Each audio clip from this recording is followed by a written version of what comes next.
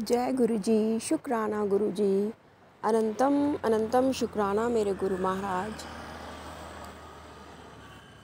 तो संगत जी, आज का जो टॉपिक है वो ये है कि हम लोग अक्सर किसी के घर सत्संग वगैरह में जाते हैं। तो पहली बात तो ये कि जब किसी के यहाँ सत्संग में जाएं तो केवल सत्संग में ध्यान लगाएं। ज़रूरी नहीं आप गुरु जी के सत्संग में जाएं, किसी भी सत्संग में जाएं आप तो सत्संग में ध्यान लगाएं। यानी नहीं कि आप बराबर में किसी और से किसी और टॉपिक पर बात करने लग जाएं, कोई आपके पड़ोस में जो भी बैठा हो। तो ऐसे सत्संग में जाने का कोई फ़ायदा नहीं है। और दूसरी बात, आप सत्संग में मन लगा भी रहे हैं, लेकिन सत्संग की समाप्ति के बाद क्या होता है कि लोग कई बार चाय नाश्ता कराते हैं। तो उस वक्त क्या होता है, हम लोग सत्संग का जो माहौल होता है हम बैठे उसी में होते हैं।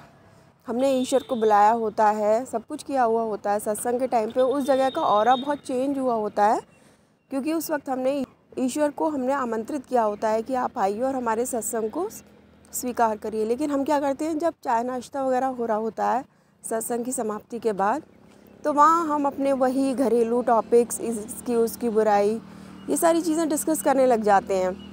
तो जो कुछ आपने कमाई की, आपने नेक कमाई की, इतनी देर बैठ के सत्संग सुना, कुछ अच्छी बातें सुनी, जो नेक कमाई की वो सारी व्यर्थ हो जाती है।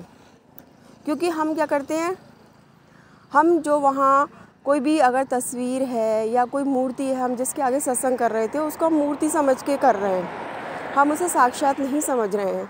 जैसे मान लीजिए हमारे सामने कोई साक्षात बंदा बैठा है, तो हम उसके सामने बहुत सोच समझ कर बात करेंगे। लेकिन हम ईश्वर को क्या करते हैं, हम मूर्ति समझ लेते हैं, तस्वीर समझ लेते हैं कि भाई ये बैठे हैं, कोई फ़र्क नहीं पड़ रहा है, अब तो सत्संग समाप्त हो चुका है, हम कुछ भी बोलते हैं तो कोई फ़र्क नहीं पड़ता है। ये गलत है, क्योंकि जब तक हम ये नहीं समझेंगे कि ईश्वर को हमने बुलाया है तो वो साक्षात हमारे सामने प्रस्तुत हैं, वो बस केवल हमें दिखाई नहीं दे रहे हैं। तो हमें उनके सामने बहुत सोच समझ कर बोलना है और किसी की बुराई नहीं करनी, क्योंकि बुराई करना तो किसी भी धर्म में नहीं सिखाया गया है कि आप किसी के बारे में भी गलत बोलें।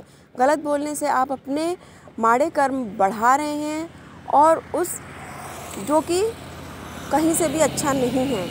तो कोशिश करिए कि सत्संग में जाएं तो पहली बात तो चाय नाश्ते के लिए रुकें ना। अगर रुकते भी हैं तो कोई फालतू बात ना करें किसी से।